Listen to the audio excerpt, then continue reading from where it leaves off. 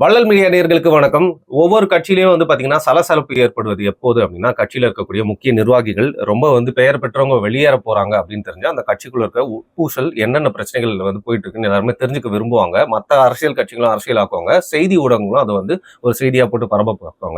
அந்த வகையில இப்ப நாம் தமிழர் கட்சியில இருந்து காளியம்மாள் அவர்கள் விலக உள்ளதா தகவல்கள் நேத்திலிருந்து வெளியாயிட்டு இருக்கு. அதை குறித்து தான் பாரி அவர்கிட்ட கேள்விலாம் கேட்டு தெரிஞ்சுக்கிறோம். வணக்கம் பாரி. வணக்கம். ரொம்ப நாளா ஆன் அண்ட் ஆஃபா போயிட்டே இருக்கு. நாம் தமிழர் கட்சியிலே இவங்க போறாங்க, அவங்க போறாங்க, வெளியில வருவாங்க. அதை பத்தி நான் ஏற்கனவே கேட்டிருக்கேன். வெளில பேட்டி கொடுப்பாங்க. இது ஒரு தொடர்கதையா போயிட்டு இருக்கு. இந்த காளியம்மாள் அவர்கள் தேர்தலுக்கு முன்னாடியே, பாராளுமன்ற தேர்தலுக்கு முன்னாடியே வெளில வந்துருவாங்க அப்படிங்கிற மாதிரி பேச்சு அடிபட்டுச்சு. அப்புறம் ஆஃப் ஆகி அவங்க நான் அண்ணன் கூட தான் இருக்கு அப்படிங்கிற மாதிரி சொன்னாங்க. அதற்கப்புறம் ஒரு வாட்டி நடந்துச்சு. திருப்பியும் கொஞ்ச நாள் லீவு. இப்ப திருப்பியும் பாத்தீங்கன்னா வெளியேற உள்ளதாக நிறைய நியூஸ் பேப்பர்ல கேள்விக்குறி இல்லாம ஃபுல் ஸ்டாப் போட்டாங்க. என்ன மாதிரியான பாதிப்பை இப்ப நாம் தமிழர் கட்சிக்கு இதை ஏற்படுத்தும் அப்படின்னு சொல்லுங்க. தொடர்கதையா போயிட்டு இருக்கு. இது அடிப்படையில இது எந்த விதமான பாதிப்பும் ஏற்படுத்தாதுங்கிறதான் நாம் தமிழர் கட்சியுடைய நிலைப்பாடா இருக்கு. கட்சியில எத்தனை பேர் வெளியில போனாலும் அது கட்சிக்கு எந்த பாதிப்பும் இல்ல, நான் தான் கட்சி அப்படிங்கிற கான்செப்ட்ல அது போய்கிட்டு இருக்காங்க. சரி, அது அவங்களுடைய கட்சியோட முடிவு.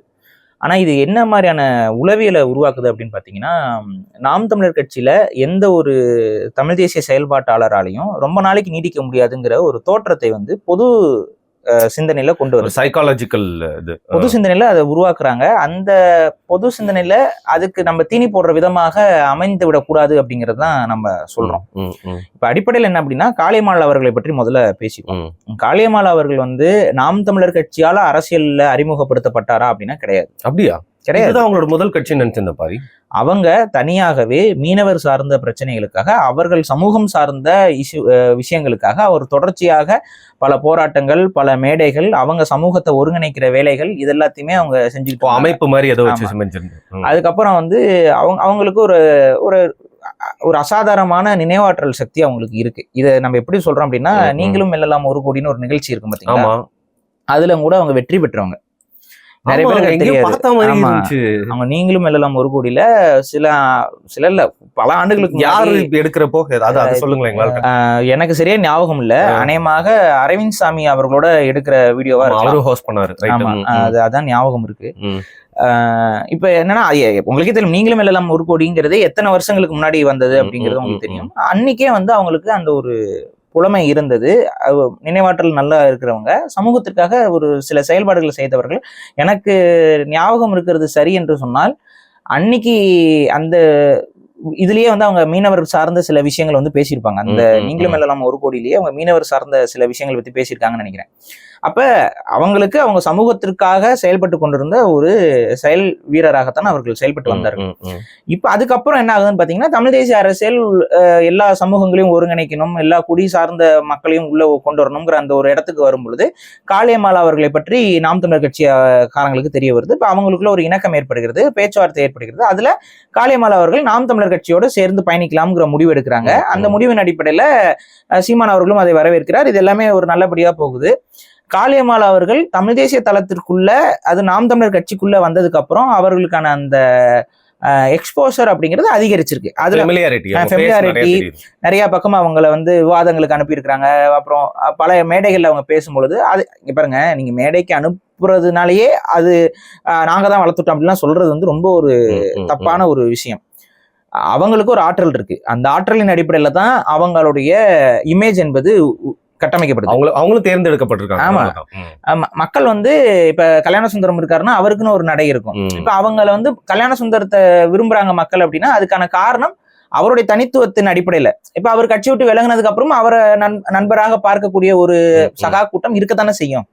அதே போல காளியம்மாள் அவர்களுக்கும் அவங்களுடைய நடை, அவங்களுடைய பேச்சு, அவங்களுடைய அந்த கான்பிடன்ட் லெவல், இதை பார்த்து அவர்களை வரவேற்கக்கூடிய விஷயங்கள் இருக்கதான் இருக்கிறாங்க. இப்ப இங்க புரிந்து கொள்ள வேண்டியது என்னன்னா, இப்ப காளியம்மாள் அவர்களுக்கும் இங்க நாம் தமிழர் கட்சியுடைய தலைமையில இருக்கக்கூடிய சில பேருக்கும் ஏதாவது ஒரு கருத்து முரண்பாடு ஏற்பட்டிருக்கலாம். அந்த முரண்பாட்டின் காரணமாக ஒன்னா நாம் தமிழர் கட்சிக்காரங்க காளியம்மாள் அவர்களை ஓரம் கட்டி இருக்கலாம், இல்ல காளியம்மாள் அவர்களுக்கே இல்ல நாம் தமிழர் கட்சியில நம்ம பயணிப்பது நம்ம அரசியல் எதிர்காலத்திற்கு சரிப்பட்டு வராதுன்னு அவங்க முடிவு எடுத்திருக்கலாம். இது ரெண்டுமே ஜனநாயகத்தன்மையில நம்ம ஏற்றுக்கொள்ளக்கூடியதுதான். இதுல மியூச்சுவலா அவங்க என்ன சொல்லிட்டு போலாம், நான் கட்சியில இல்ல அப்படின்னு சொல்லி ஒரு பகிரங்க அறிவிப்பை அறிவித்து விட்டு காளியம்மாள் அவர்களும் விலகி செல்லலாம். இல்லைங்க, கட்சியோடைய ஒழுங்கு நடவடிக்கை குழுனால அவங்க நீக்கப்படுறாங்கன்னு சொல்லிட்டு நாம் தமிழர் கட்சி கூட அவங்க ஏதாவது தவறு செஞ்சிருந்தாங்கன்னா நீக்கிட்டு போகலாம். இவ்வளவுதான் விஷயம். ஆனா இது ரெண்டுமே இங்க நடக்க மாட்டேங்குது.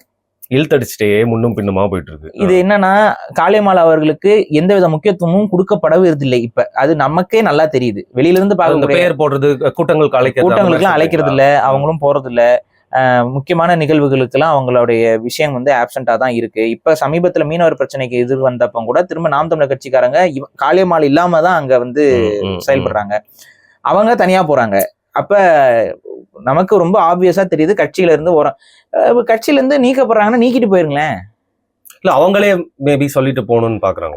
அது அப்ப அவங்களே சொல்லணும், அவங்க சொல்ற வரைக்கும் வெயிட் பண்ணிட்டு இருக்கணும்.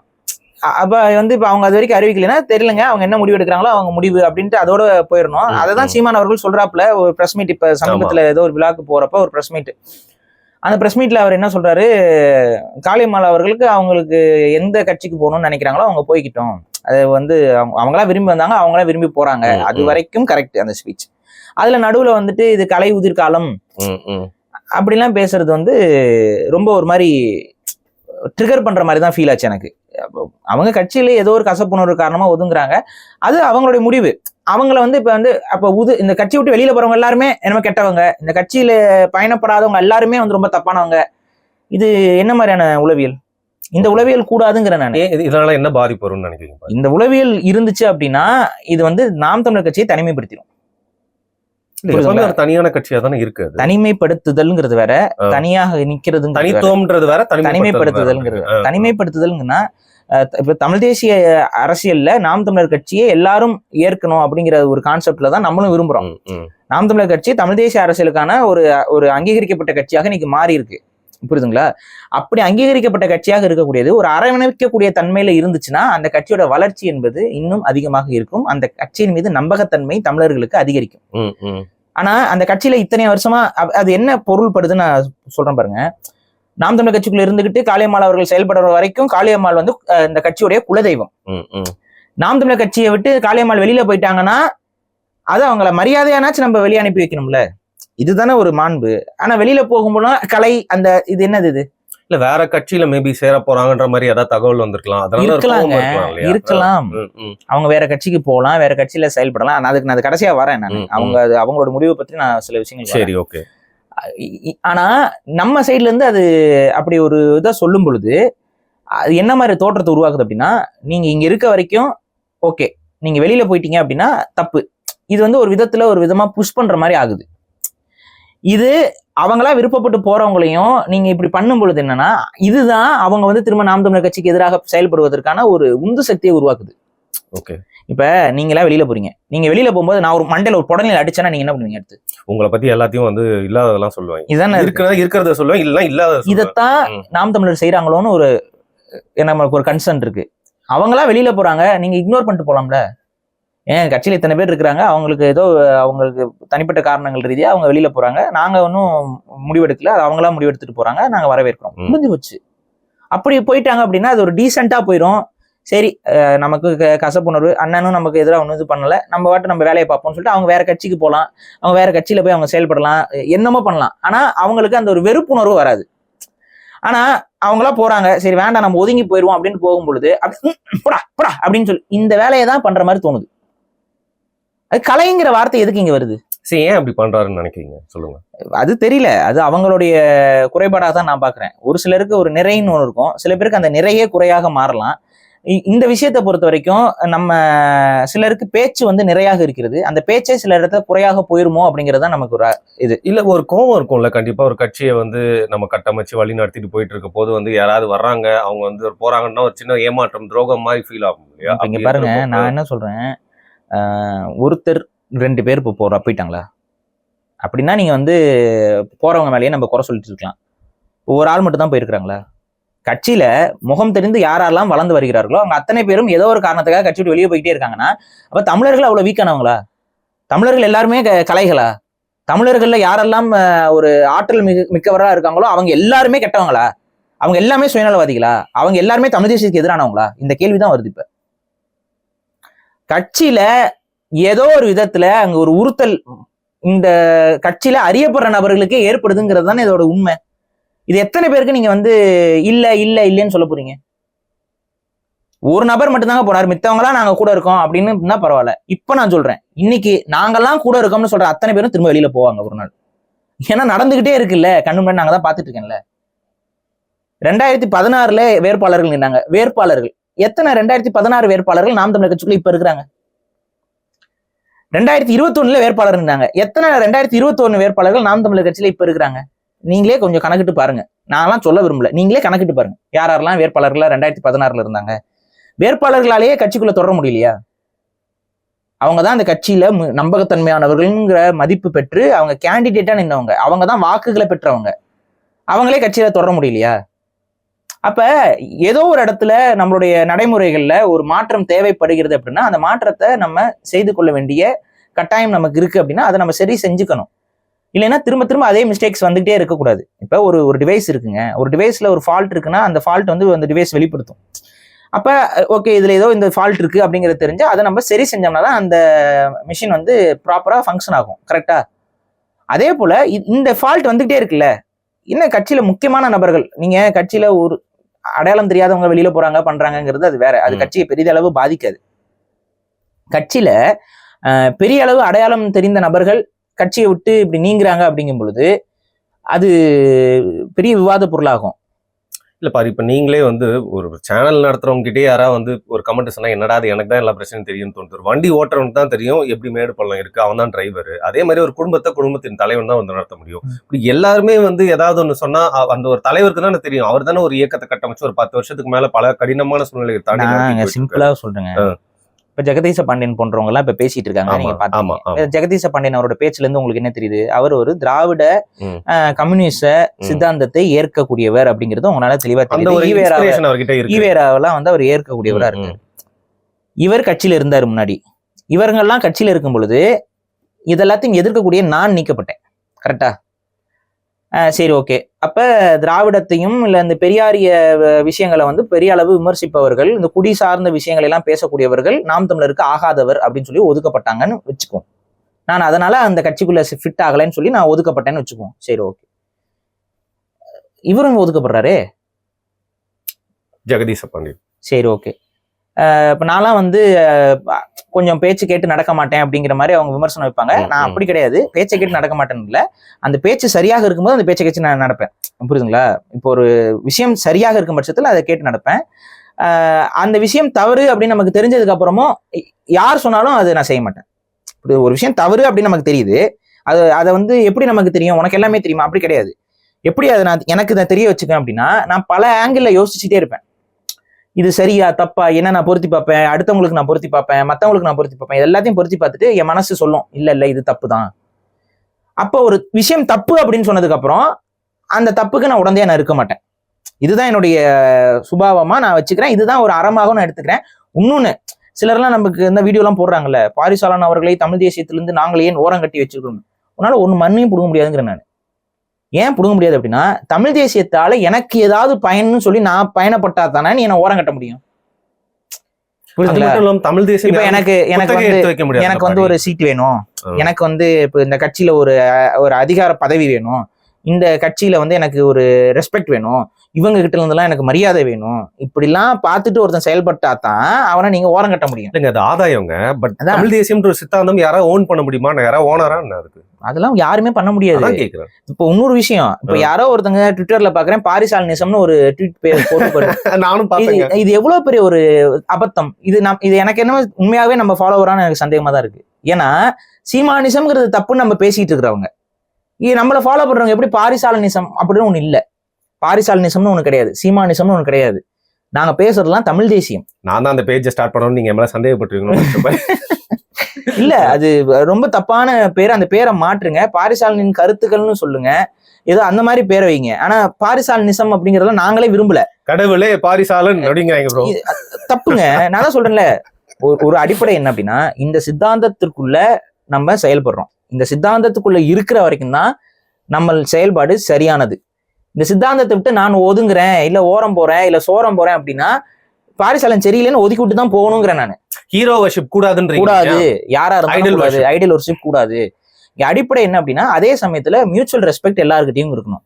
இந்த தமிழ் தேசிய தளத்துல யாரெல்லாம் செயல்படுகிறார்களோ அவங்களுக்கு மியூச்சுவல் ரெஸ்பெக்ட் இருக்கணும். எப்போ வரைக்கும் அப்படின்னா அவங்க அந்த கருத்தியல்ல பிழை இல்லாமல் செயல்படும் வரை, விலை போகாத வரைக்கும், டபுள் ஸ்டாண்டர்ட்ஸ் வச்சுக்கிற வரைக்கும். கருத்தியலில் பிழை இல்லாமல். நீங்க விலை போறீங்க இதெல்லாம் எப்படி உங்களுக்கு தெரியுமா? நம்ம அவங்க காசு வாங்கிட்டாங்கலாம் தெரியுமா? தெரியாது. டக்குன்னு வேற கட்சிக்கு சாதகமா பேசினா அதுதாங்க கருத்தியல்ல அவங்க சமரசம் செய்து கொள்கிறார்கள் என்றால் நம்ம புரிஞ்சுக்கலாம். சரி ஏதோ ஒண்ணு இடிக்குது அப்படின்ட்டு, ஏதோ ஒண்ணு அவங்களுக்கு நெருக்கடியா இருக்கலாம், அப்ப நீங்க அவங்கள ஓரம் கட்டிட்டு போயிருங்க.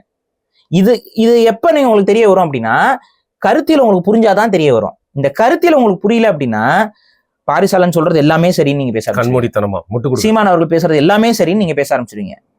இது இருக்கக்கூடாதுங்கிற நான். இது ஒரு கருத்தியல் வளர்ச்சியை ஏற்படாது. மேபி அது ஒரு தனிப்பட்ட நபர்களுடைய வளர்ச்சியை ஏற்படுத்தலாம், ஒரு கட்சியோட வளர்ச்சிக்கும் கூட அது பயன்படலாம். ஆனா ஒரு கருத்தியலாக அந்த வளர்ச்சிக்கு அது பயன்படாது. ஏன்னா கருத்தியல் தெளிவு ஏற்படுத்துறதுக்கு தான் நம்மளாம் இருக்கிறோம். அப்புறம் இன்னொன்னு சிலர்லாம் சொல்றாங்க, பாரிசாலன் எந்த கட்சியும் ஆரம்பிக்க மாட்டேங்கிறாரு, இயக்கம் ஆரம்பிக்க நான் ஆரம்பிக்க வேண்டிய சூழலும் அந்த ஆரம்பிக்க வேண்டிய தேவையும் இருக்கு. ஆனா அதை ஆரம்பிக்க வேண்டிய ஒரு காலம் வரும்பொழுது நம்ம அதை ஆரம்பிப்போம். அப்படி ஆரம்பிக்க மாட்டேங்கிறாங்க கவலைப்படுறவங்க எல்லாம் வாங்க சேர்ந்துருங்க. இப்ப நம்ம செயல்பட்டு தான் இருக்கிறோம். நம்ம இயக்கங்களாக அதுக்கு பேர் வைக்கல, அது ஒரு அபிஷியலா லான்ச் பண்ணல ஒழிய மறைமுகமாக செயல்பாடுகள் நடந்து கொண்டுதான் இருக்கு. சேர்ந்துட்டு போங்க. அவ்வளோ ஆர்வம் இருந்துச்சுன்னா வாங்க சேருங்க. சும்மா இது ஒரு விமர்சனம். இப்போ ஒரு இயக்கம் ஆரம்பிக்கிறதுனா ஒரு சாதாரண விஷயம் கிடையாது. அதுக்கு ஒரு காலம் இருக்கணும், ஒரு தேவை இருக்கணும். எடுத்தவங்க பண்ணிட்டு இப்போ 10ஓட 11 நான் நிக்க விரும்பல. நான் தான் ஒரு இயக்கம்னு சொல்லிட்டு இன்னைக்கு எத்தனையோ இயக்கங்கள் இன்னைக்கு இருக்குது. தமிழ் தேசிய தளத்துல இருக்கு, திராவிட தளத்துல எல்லாம் பாத்தீங்கன்னா நாம் தமிழர் கட்சி எல்லாம் எதிர்த்து 40 இயக்கங்கள் வரும். எவ்வளவு பேர் வந்திருப்பாங்கன்னா 30 பேர் தான். 40 இயக்கம் ஆனா 30 பேர் தான் வந்திருப்பான். அதுல வேற 10 பேர் ஆப்சென்டா இருக்கும். நானே கணக்குல விக்கானா இந்த கணக்கு ரொம்ப மோசமா இருக்கு. இதுதாங்க இது அரசியல் கிடையாது. நானும் ஒரு பேருக்கு ஒரு இயக்கம் வச்சிருக்கிறேன், அது இது இல்ல. இயக்கம் அப்படின்னா அதுக்கான ஒரு செயல்பாடு இருக்கணும், அதுக்கான ஒரு வடிவம் இருக்கணும், அது காலத்திற்கும் நீடிச்சு போறதுக்கான ஒரு தன்மை இருக்கணும், அதற்கான ஒரு பேக் டிராப் இருக்கணும், அது செயல்படுத்துறதுக்கான ஒரு அடிப்படை ஒரு இது இருக்கணும், ஒரு ஆதாரம் இருக்கணும். அதையெல்லாம் ஏற்பாடு செய்து கொண்டுதான் ஒரு இயக்கத்தை நடத்த முடியும். நான் தொடங்கி விட்டேன், போய் ரூம்ல போய் மல்லாக்கப்படுத்திட்டு என்ன பண்ண முடியும்? அதுக்கு பண்ணாமே இருக்கலாம்ல. இல்லைங்க, ஒருத்தர் இருக்காரு, அவர் ஒரு இயக்கத்தை ஆரம்பிச்சு யாரா வேணா இருக்கலாம், நான் யாரையும் குறிப்பிட்டு சொல்லுவார், எக்ஸாம்பிளா கேட்கலாம். அவங்க ஒரு தலைமை மேல டாப்னா நான் எது சொல்றேன்னா, அந்த தலைமை பண்பு ஏற்று வழிநடத்தி செல்லக்கூடிய இடத்துல இருக்கவங்களுக்கு எவ்வளவு ப்ரெஷர் இருக்கும், எவ்வளவு ஒப்பீனியன்ஸ் இருக்கும், எவ்வளவு பேர் நம்ம கிட்ட ஏதாவது ஒண்ணு சொல்லி திணிச்சிட்டு இருப்பாங்க, சண்டை போடுவாங்க, அதிருப்தியில இருப்பாங்க. அப்படி இருக்கிறப்போ அந்த இடம் ஒரு கொதிநிலையிலே இருக்கக்கூடிய இடம் தானே பாரு. அது விமர்சனம் இருக்கதான் செய்யும். அதே மாதிரிதான் சீமான் மேலையும் பாருங்க. நான் என்ன சொல்றேன், சிம்பிள்ங்க. காளியம்மாள் அவங்களுக்கும் சீமான் அவங்களுக்கும் நடந்த பிரச்சனைகள் உங்களுக்கு என்னன்னு தெரியும். காளியம்மாள் அவங்கள பிசுறுன்னு சொல்லி ஒரு ஆடியோ ரிலீஸ் ஆச்சு. அது ரொம்ப நாளைக்கு முன்னாடியே பேசினதுதான். அதுல எல்லாம் இதெல்லாம் இல்ல. அதுக்கப்புறமே கூட காளியம்மாள் அவர்கள் நான் நாம் தமிழர் கட்சியில தான் பயணிக்கிறேன் அப்படின்னு சொன்னாங்க. 6 மாசம் மேல ஆயிடுச்சு அதெல்லாம். இப்ப நான் என்ன சொல்றேன், அந்த பிசுறுங்கிற அந்த ஆடியோ வராம மேபி இருந்திருக்கலாம். அப்படி இருந்திருந்தா காளியம்மாள் ஒருவேளை கசப்புணர்வு இல்லாமல் தொடர்ந்து இருக்கலாம். அவங்களுக்கு ஒரு சுயமரியாதை. அந்த பிசுறுங்கிற அந்த வார்த்தை சிலர் சொல்றாங்க, சிலர் நாம் தமிழர் கட்சியோட பொறுப்பாளர்கள்லாம் சிலர் என்ன சொல்றாங்கன்னா, இப்ப அது அண்ணன் மற்றவர்களை திருப்திப்படுத்துறதுக்காக சொல்றது அப்படின்னா அது ஒரு முறையான செயல்பாடான்னு நீங்களே யோசிச்சுக்கோங்க. இதுக்கு ஏஐ ஆடியோனே சொல்லிட்டு போயிருக்கலாம். அண்ணன் அடுத்தவங்க ஒருத்தர் நீங்க கேட்பீங்களா, இப்ப உங்களை மாதிரி ஆள் இப்ப பாரிசாலன் சரியில்லைன்னா அப்படின்னா, பாரிசாலன் ஆமாண்டா அவன் ஒண்ணும் இல்லாதவன் லூசு போயிடாவன் அப்படின்னு சொல்லி வச்சிடுறது. இது எப்படி இது சரியா இருக்கும்? தம்பி என்னப்பா உனக்கு பிரச்சனை, அவங்களுக்கும் உனக்கு என்ன பிரச்சனை, அவங்க ஏதாவது தப்பு பண்ணாங்களா, என்ன தப்பு பண்ணாங்க சொல்லு, ஆதாரத்தோட காட்டு, அண்ணன் நான் நடவடிக்கை எடுக்கிறேன். நீ சும்மா குற்றச்சாட்டு சொன்னீங்கன்னா அது எப்படிப்பா நான் ஏத்துக்க முடியும்? ஆதாரத்தோட காட்டு. இன்னொருத்தன் வீடியோ போட்டுருந்தாங்க, நான் பார்த்தேன். அது காளியம்மாள் கட்சி நிர்வாகிகளுக்கு எல்லாம் செல்போன் வாங்கி கொடுத்துட்டாங்களாம். சரி, அது குற்றமா? அதுக்கப்புறம் அவங்க தனிப்பட்ட ரீதியா போயிட்டு வசூல் பண்ணி அவங்க ஏதோ ஒரு மீனவர்களுக்கு ஏதோ இந்த ரிலீஃப் அதுக்கு அவங்களா தனிப்பட்ட ரீதியா பணம் வசூல் பண்ணி அவங்களே தனியா பண்ணிட்டாங்களாம். அவங்க எப்படி நாம் தமிழர் கட்சி பண்றதா தானே பண்ணணும் அப்படின்னு சொல்றாங்க. இது என்ன பேச்சு இது? இப்ப சீமான் அவர்கள் ஒரு படம் எடுக்கிறாரு, ஏன் தனிப்பட்ட ரீதியா படம் எடுக்கிறாரு? நாம் தமிழர் கட்சி தானே படம் எடுக்குதுன்னு சொல்றாரு அவரு. அப்படி சொல்ல முடியுமா? தனிப்பட்ட வாழ்க்கைன்னு ஒண்ணு இருக்குல்ல. அவங்க சமூகம் சார்ந்து ஒரு நன்கொடை கலெக்ட் பண்ணி அவங்க கொடுக்குறாங்கன்னா அது அவங்களோட தனிப்பட்ட செயல்பாடு. இல்ல அந்த இடத்துல நாங்க நாம் தமிழர் ஸ்டிக்கர் ஒட்டணும்னா அது இதெல்லாம் ஒரு விமர்சனம்னு உட்காந்து ஒருத்தன் பேசியிருக்கான் வீடியோவில், நான் பாக்குறேன். இந்த வீடியோ ஏன் வருது? இந்த மாதிரி நபர்கள் ஏன் இந்த வீடியோ போடுறாங்க? எப்படி என்கரேஜ் பண்றாங்க? அதான் எனக்கு புரியல. இதுதான் புடநிலை தட்டி அனுப்புறது. சும்மா போறவங்களும் கூட புடநிலை தட்டி அவங்களை உசுப்பேத்தி அனுப்புறது, சொரிஞ்சு விடுறது. ஏன்னா அவங்க நமக்கு எகென்ஸ்டா ஏதாவது பேசுவாங்க, அதை காரணம் காட்டி பாருங்க நாங்க அப்பவே சொன்னோம்ல, துரோகிகள் பாருங்க நமக்கு எதிராக பேசுறாங்க. இது மண்டியிடாத மானம், வீழ்ந்து விடாத வீரம், இதெல்லாம் நம்ம சொல்றோம். மண்டியிடாத மனம்னா என்ன அதுக்கு பொருள்? நீங்க சொன்னா காலில் விழுந்து கிடக்காம இருக்கிறது தான் மண்டியிடாத மனம். அந்த மண்டியிடாத மானத்தோடு தான் காளியம்மாள் இருக்கணுமா வேண்டாமா? எல்லாருமே அப்படிதான் இருக்கும். அப்புறம் நீங்க ஒருத்தரை கலைன்னு சொன்னீங்கன்னா யாருக்காதுங்க கோவம் வராம இருக்கும்? உடம்புல இருந்து உதிர்ந்த மயிருன்னு சொன்னீங்கன்னா அப்புறம் யாருக்காவது கோவம் வராம இருக்குமா? எனக்கு அதுதான் புரியல. அப்ப கோவப்படுத்துறீங்க, கோவப்படுத்தணும்னா அவன் ரியாக்ட் ஆகிறான், அவன் அந்த ரியாக்ஷனை காமிச்சு நியாயப்படுத்திக்கிறீங்க. இந்த பாத்தீங்களா அப்படின்ட்டு. இது எப்படி தெரியுமா? அந்த தொட்டி குழந்தையும் கிள்ளி விட்டு தொட்டிலையும் ஆட்டுற கதை இது. இது அப்படிதான் போகுது. இது அப்படி செய்யக்கூடாதுங்கிற நான். இதை செய்யறதுனால என்னன்னா, அது மேபி நாம் தமிழர் கட்சிக்கு வேண்டப்படாதவர்களை அனுப்புறதுக்கு அது ஈஸியா இருக்கலாம். அங்கவே அனுப்பப்பட்டவங்களை கீழே இருக்கவங்க கன்வின்ஸ் பண்றதுக்கும் இது ஈஸியா பயன்படுத்தலாம். ஆனா தமிழ் தேசியத்தை வீழ்த்திவிடும். தமிழ் தேசியத்துக்கு பகை சக்திகளை அதிகரிச்சிடும். ஆல்ரெடி அப்படிதான் ஆகிட்டு இருக்கு. எனக்கே தெரியும். தமிழ் தேசிய தளத்துல பயணப்பட்டவர்கள் தனிப்பட்ட பகையின் காரணமாக தனிப்பட்ட நபர்கள் மீது பகையை வளர்த்து கொண்டு அவர்கள் எதிர் முகாமுக்கு போயிட்டு அவங்களோட நோக்கம் தமிழ் தேசியத்தை விட்டே அவங்க அப்புறப்படுத்தி வெளியில போய் நீங்க கேட்கலாம், அது எப்படிங்க தமிழ் தேசியம் தான் முக்கியம் அப்படின்னு நினைச்சு வந்தவன் எப்படிங்க வேற எதுக்கு போவான்? திராவிடம் தான் முக்கியம் அண்ணன் சீமான் அவர்கள் பேசிக்கிட்டு இருந்தாரு. அதுக்கப்புறம் ஏன் தமிழ் தேசியத்துக்கு வந்தாரு? காலத்தின் சூழ்நிலை, காலத்தின் தேவை, அந்த நிர்பந்தம். அவங்க ப்ரையாரிட்டைஸ் பண்ற ஒரு விஷயம் பாதிப்புக்குள்ளாகும் பொழுது மேபி அவங்க ப்ரையாரிட்டைஸ் பண்ணது தமிழ் தேசியத்தை ப்ரையாரிட்டைஸ் பண்ணாம வேற எதையா ப்ரையாரிட்டைஸ் பண்ணியிருப்பாங்க. அப்படி பண்றவங்க எல்லாம் வரவே கூடாதுன்னா அப்புறம் கட்சியே நடத்த முடியாது. இது ஒரு சரியான போக்கு இல்லை அப்படிங்கிறது தான் நம்ம இங்க வைக்கிறோம். சரி, அப்போ அவங்க ஒரு கண்ணியமா அவங்க ஒதுங்கி போறாங்க. அவங்களே அப்படி அவங்க அந்த பத்திரிகையில எல்லாம் அவங்க நாம் தமிழர் பொறுப்பாளர் இல்லைங்கிற மாதிரி போட்டுருக்காங்க, சமூக செயற்பாட்டாளர்னு போடுறாங்க. உங்களுக்கு தெரியும், நத்தம் சிவசங்கரன் நம்ம நண்பர் தான், உங்களுக்கு நல்லாவே தெரியும். அவரெல்லாம் என்ன பெருசா தப்பு பண்ணாருன்னு எனக்கெல்லாம் ஒன்றும் புரியல. ஆனா அவரும் ஓரம் கட்டப்பட்டாரு. அது இப்ப அப்ப அவரும் கட்சியில இருக்காரா என்னன்னு நமக்கு தெரியல. ஆனா அவரும் ஏதோ ஒரு இதுல போய் கலந்துக்கும் பொழுது தமிழ் தேசிய செயல்பாட்டாளருங்கிற பேரோட தான், அவருக்கே தெரியல இருக்காரா. அவர் மாநில கொள்கை பரப்பு செயலாளரா இருந்தவர். அவரும் ஒரு மாநில கொள்கை பரப்பு செயலாளர். ஆனா இப்ப அவரு அதை சொல்லிக்காம அவர் ஒரு தமிழ் தேசிய செயல்பாட்டாளர் அப்படின்னு சொல்லி தான் அவர் பதிவு பண்ணிட்டு போறாரு. அவங்க இயங்கட்டும். இப்ப நான் என்ன சொல்றேன், இப்ப நாம் தமிழர்ல இருந்து வெளியேறிட்டாங்க அப்படின்னா அவங்க எல்லாருமே எதிரி முகாமுக்கு தான் போகணும், திமுகவுக்கு தான் போகணும், அதிமுகவுக்கு தான். அது அவங்க தனிப்பட்ட முடிவு. அவங்க எதை ப்ரையாரிட்டைஸ் பண்றாங்கிறத பொறுத்து அவங்களோட முடிவுகள் மாறும். ஒவ்வொருத்தவங்களுக்கும் ஒவ்வொரு நோக்கம் இருக்கும், செயல்பாடு இருக்கும். அதுல நம்ம பெரிய அளவு நோண்ட தேவையில்லை. ஆனா தமிழ் தேசியத்துக்குள்ள நம்ம செயல்படணும் அப்படின்னா கண்டிப்பா ஒரு அடிப்படை இருக்கு. திராவிடத்துக்கிட்ட போய் நிக்க கூடாது. காளியம்மாள் அவர்களுக்கும் தான் இதை சொல்றேன். திராவிடத்தோட எந்த விதமான இடத்துல போய் நின்னாலும் அது தமிழ் தேசிய அரசியலை நம்ம சமரசம் செஞ்சு கொள்வதுதான். சரி, தனிப்பட்ட ரீதியா இயக்கம் தொடங்கலாம், தமிழ் தேசிய இயக்கம் தொடங்கலாம், இல்ல சமூகம் ரீதியா அவங்க முன்னாடியே அவங்க மீனவ இயக்கமா தான் இயங்கிட்டு இருந்தாங்க, அந்த இயக்கத்துல அவங்க தொடரலாம். அப்ப தமிழ் தேசிய ஆதரவு என்பது அவங்களுக்கு எந்தவித பிரச்சனை இல்லாமல் நீங்காமல் இருக்கும். இதைதான் நான் சொல்றேன். அப்ப முடிஞ்ச வரை துரோக கட்சிகளோடு போய் சேர்ந்து விடாமல் இருந்தா. இதான் கடைசியா சொன்னேன்னு சொன்னீங்களா, அவங்க அடுத்த கட்ட நகர்வு என்னவா இருக்கும் அப்படிங்கிற? அதாவதுங்க, நான் காளியம்மாள் அவர்களோட ஒரே ஒரு முறை தான், என் வாழ்நாள்ல ஒரே ஒரு முறை தான் போன்ல பேசியிருக்கேன். அவங்கள நேர்ல கூட நான் பார்த்தது இல்லை. இதுதான் உண்மை. அவங்க ஒரே முறை போன்ல என்கிட்ட பேசியிருக்காங்க, அவ்வளவுதான்.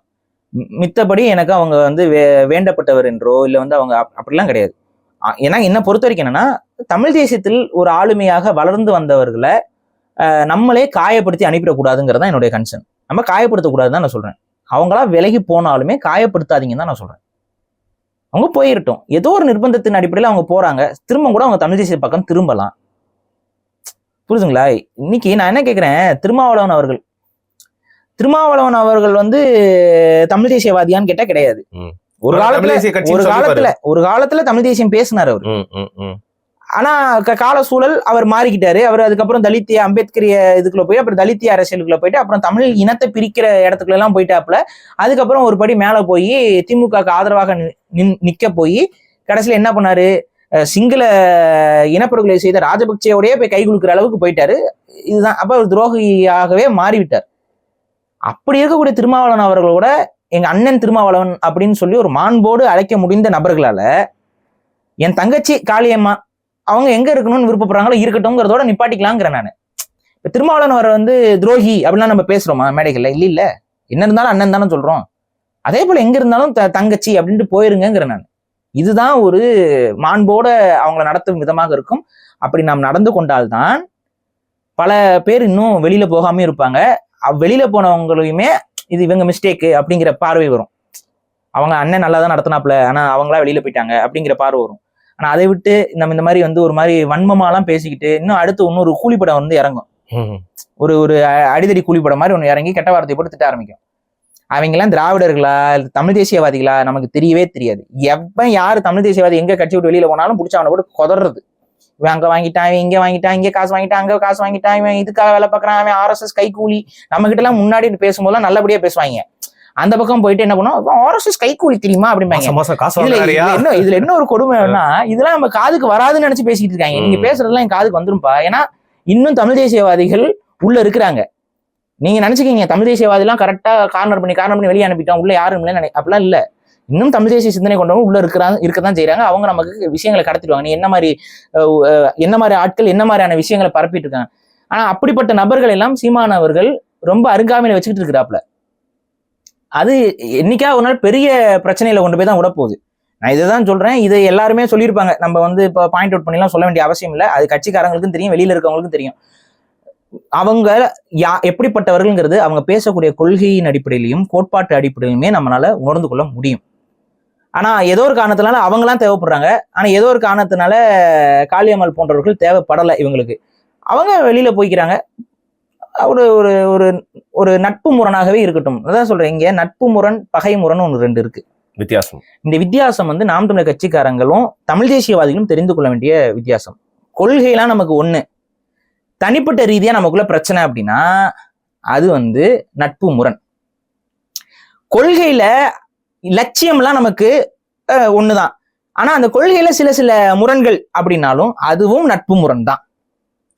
எப்ப பகை முரண் அப்படின்னா கொள்கையே எதிரு. தமிழை வாழ வைக்கணும்னு நம்ம பேசும்போது தமிழை அழிப்பேன்னு ஒருத்தன் பேசுறான், தமிழ் மொழிக்கு துரோகம் செய்யறான், தமிழ்நாட்டை தமிழர் ஆளணும்னு சொல்லும் பொழுது இல்ல தெலுங்கர்கள் தான் இந்த மண்ணை ஆளணும்னு ஒருத்தன் பேசுறான் அப்படின்னா, இல்ல அவங்க ஆள்வதற்கு வழிவகுக்கிறான் அப்படின்னா அது பகை முரண். இந்த பகை முரணையும் நட்பு முரணையும் நம்ம போட்டு குழப்பிக்கிறோம். இப்ப நட்பு முரண் என்னைக்குமே வந்து பெரிய அளவுக்கு பிரச்சனையா போய் முடியாது. ஆனா பகை முரண் ரொம்ப பிரச்சனையா போய் முடியும். இங்க கொடுமையிலும் கொடுமை என்னன்னா, பகை முரண் கொண்ட நபர்களை கூட இவர்கள் நாகரிகமாக நடத்துகிறார்கள், நட்பு முரண் கொண்ட நபர்களை தான் இவர்கள் அநாகரிகமாக நடத்துகிறார்கள், கேவலப்படுத்துற மாதிரி. அப்ப நீங்க இங்க அநாகரியப்படுத்துற அளவுக்கு நட்பு முரண் கொண்டவர்கள் வந்து ரொம்ப கேடுகட்டவர்கள் அல்ல. இப்ப நட்பு முரண் எல்லாத்தையும் நீங்க பகையாக கட்டமைக்க ஆரம்பிச்சீங்க அப்படின்னா அது நமக்குள்ளேயே ஒரு பெரிய குழப்பத்தை ஏற்படுத்தி அந்த ஒட்டுமொத்த லட்சியத்துல நம்மளை வந்து பாதை இழக்க செஞ்சிடும். அதை செய்யாதீங்கன்னு தான் நான் சொல்றேன். இப்போ கடைசியா ஒரு விஷயம் சொல்லுங்க பாரு. இப்போ தேர்தல் நெருங்கிட்டு இருக்கு. நியூஸ் பேப்பர்லாம் வந்து பாத்தீங்கன்னா எந்த அளவுக்கு இது விளம்பரப்படுத்துறாங்க, நியூஸ் சேனல்ஸ்லாம் நேற்றுல போட்டே இருக்காங்க. ஸோ கடைசியா கேட்கிறேன், ஸோ நாம் தமிழர் கட்சிக்கு இது வந்து எந்த அளவுக்கு ஒரு பலவீனத்தை வந்து ஏற்படுத்தும்? ஸோ தேர்தல் நெருங்குற சமயத்துல இதை மற்ற கட்சிகள் நாம் தமிழ் எதிரிகள் எப்படி பயன்படுத்திப்பாங்க நீங்க நினைக்கிறீங்க? இப்போ ஒரு படை இருக்குங்க, அந்த ஒரு படையில வந்து ஒரு படைத்தளபதி வந்து விலகி போயிட்டாரு, இல்ல எதிரிக்கு சாதகமா போயிட்டாரு, இல்ல தனியா போயிட்டாரு அப்படின்னா அது அந்த படைக்கு பலம் சேர்க்குமா? பலவீனம் தான். அதே போல இது நாம் தமிழருக்கு பலவீனம். சீக்ரெட்ஸ் எல்லாம் வந்து சொல்லிடுவாங்க. அதெல்லாம் கூட நம்ம அந்த இடத்துக்கு கூட போதே. ஒரு தரத்துல நிக்கிற நபர்கள் நம்ம விட்டு வெளியில போறாங்க அப்படின்னா அது ஒரு விதமான சறுக்கல் தான். அதை நம்ம அது இல்லைன்னு மறுத்துட்டு நம்ம போகலாம். ஆனா அது ஒரு வித சறுக்கல் தான். அது லாங் ரன்ல தான் அது வந்து அதோடைய வீக்னஸ் என்னன்னு உங்களுக்கு புரிய வரும். இப்ப நான் என்ன சொல்றேன், நாம் தமிழர் கட்சி இன்றைய செயல்பாட்டுல இந்த மாதிரி நபர்கள் வெளியேற்றப்படாமல் இருந்திருந்தால் அதோடைய வளர்ச்சி என்பது இன்னும் அதிகமா இருந்திருக்கும், அதோடைய பொட்டன்ஷியலுங்கிறது இன்னும் அதிகமா இருந்திருக்கும். ஸோ அதை நம்ம இழக்கிறோம். அதாவது நம்ம இப்ப காளியம்மாள் அவர்களை பிடித்து வாக்கு போட்டவங்க கொஞ்சம் பேர் இருப்பான்ல, சரி சீமானுக்காகத்தான் நாம் தமிழர் கட்சியில எல்லாரும் வாக்கு போடுறாங்கன்னே வச்சுக்கோமே, காளியம்மாளுக்காக ஒரு 2 பேர் வாக்கு போட்டுப்பான்ல, 2 பேருமே வாக்கு தானே. அதான் நான் சொல்றேன், அவங்களுக்கு 2 பேர் தாங்க வாக்கு போட்டான், அவங்க கணவரும் அவங்களோட பிள்ளையும் தாங்க வாக்கு போட்டுச்சு, இப்படியே சொல்லிடுவோம். அந்த 2 வாக்கும் உங்களுக்கு இழக்குறீங்களே, அவ்வளவுதான் விஷயம். அந்த இழப்புங்கிறது இல்லாம நம்ம ஒரு கட்சியை கொண்டு போனோம். அதுக்கு குறைந்தபட்சம் நான் என்ன சொல்றேன், எல்லாரையும் வச்சுக்கிட்டே தான் ஆகணும்னு நான் சொல்ல வரல. கருத்து முரண் இருக்கும்போது நீக்கப்படுறது சரிதான். அப்படி போறவங்களை வந்து நம்ம நாகரிகமா கடந்து போறதுதான் ஒரு அரசியல் மாண்பு அப்படிங்கிறத நான் சொல்றேன். அந்த அரசியல் மாண்போடு நாம் தமிழர் கட்சி காளியம்மாள் அவர்களை ஏற்றுக்கொண்டாலும் எனக்கு ஒரு பிரச்சனை இல்லை. அவங்களே வெளியில போய் அவங்க ஒரு தமிழ் தேசிய இயக்கம் தொடங்கி செயல்பட்டா வரவேற்கிறேன். இல்ல அவங்க வேற ஒரு கட்சியில போய் அவங்க செயல்படுறாங்க அப்படின்னா காளியம்மாள் அவர்கள் அவங்களுடைய அரசியலை புரிஞ்சுக்கணும். ஏன்னா நீங்க மீனவருக்காக உண்மையா நிக்கிறீங்க அப்படின்னா நீங்க ஒருபோதும் அதிமுக கிட்டயோ திமுக கிட்டயோ போயிட்டு இணைந்து செயல்பட முடியாது. நீங்க ஒரு தனியா நல்லது செய்யல, அவங்க செய்ய போறதும் இல்லை. அது காளியம்மாள் அவர்களுக்கே ஒரு உள் மனதுல தெரியும். உங்களுடைய தனிப்பட்ட அரசியலுக்கு வேணா அது பயன்படலாமே ஒழிய இந்த திராவிட கட்சிகள்கிட்ட போகாம நீங்க தனித்துவமாக நின்னா கூட ஒன்றும் பிரச்சனை இல்லை. தனித்தையா ஒரு இயக்கம் அப்படின்னு சொல்லி நீங்க எத்தனையோ பேர் நிக்கிறாங்க. அது மாதிரி நீங்க நின்று வளருங்க. இங்க எத்தனையோ மீனவர்கள் இருக்கிறாங்க, தமிழக மீனவர்கள் இருக்காங்க, தமிழ் மீனவர்கள் இருக்காங்க. அவங்கள ஒருங்கிணைப்பு செய்து ஒரு பெரிய வாக்கரசியலை உங்களால உருவாக்க முடியும். அதை நீங்க செய்யணும்னு தான் என்னோட கோரிக்கையான பிரதிநிதியா நீங்க இருக்கலாம். பிரதிநிதியா நின்று ஒரு கோரிக்கையை நம்ம முன்வைக்கிறோம். ஸோ இதுதான் சொல்ற விஷயம். Okay okay. ரொம்ப ஒரு கடினமான சூழ்நிலையில ஒரு கட்சி இருக்கு அப்படின்னா அந்த நேரத்துல தான் வந்து அவங்க பாதுகாப்பு அரண்கள். இன்னொன்னு என்னன்னா, இது பேச்சு பொருளை வளர விடாமல் இருக்கிறது 2 பேருக்குமே நல்லது. சரி, புரியுதுங்களா? இது ஒரு பேச்சு பொருளாவே ஆயிட்டு இருக்கு. காளியம்மாள் கட்சியில இருக்காங்களா இல்லையா, அதுக்கு ஒரு கட்டன் டேட்டா ஒரு பதில வந்து 2 பேருமே இன்னும் சொல்லல. அதுதான் இந்த பேச்சு பொருளை வந்து அதிகரிச்சுக்கிட்டே போகுது. இந்த பேச்சு பொருளை விரும்புறவங்க யாருன்னு பாருங்க. நமக்கு எதிர் அணியில இருக்கவங்க தான். அப்ப அவங்களுக்கு என்ன பெனிஃபிட் இதுல கிடைக்குது? காளியம்மாள் அவங்க வெளியில போயிட்டு இருந்தால இதுல என்ன பெனிஃபிட் அவங்களுக்கு கிடைச்சிட போகுது? அவங்களுக்கு உளவியல் தாக்குதல். நாம் தமிழர் வந்து வலு இழக்குதுங்கிற அந்த உளவியல் தாக்குதலை வந்து அவங்க உருவாக்குறாங்க. இன்னொன்னு என்னன்னா, நாம் தமிழர்ல யாரு முகம் தெரிஞ்சாலும் அவங்க வெளியேற்றப்படுறாங்கிற அந்த ஒரு தோட்டத்தை உருவாக்குறாங்க. அப்படி ஒண்ணு இருக்கு. அப்படி இருக்குங்கிற பட்சத்துல அது வந்து கட்சியில ஒரு முழு மூச்சோட செயல்படுறவங்களுக்கு ஒரு சோர்வை ஏற்படுத்தி விடும். அது அவங்க வெளியில சொல்லிக்க மாட்டாங்க. ஏன்னா சொன்னா அவங்க அவ்வளவுதான் காலி. சோ அவங்க சொல்லிக்க மாட்டாங்க. பட் ஆனா அவங்க மனசுக்குள்ள ஒரு அச்ச உணர்வு வந்துடும். ஓகே. புதுசா கட்சியில சேர்றதுக்கும் சில பேருக்கு ஒரு தயக்கம்ங்கிறது ஏற்படும். அதுதான். Okay okay. அதனால கொஞ்சம் கவனமா நம்ம ஹேண்டில் பண்றது நல்லது. இதுல பல பேர் பேசிட்டு இருந்தாங்க, இது பேசாம கடந்து போக முடியாது அப்படிங்கறதுனால ஒன்ஸ் அண்ட் ஃபார் ஆல் வந்து இதை பத்தி நீங்க எல்லா பேசி முடிச்சிட்டீங்க. மிக்க நன்றி. நன்றி.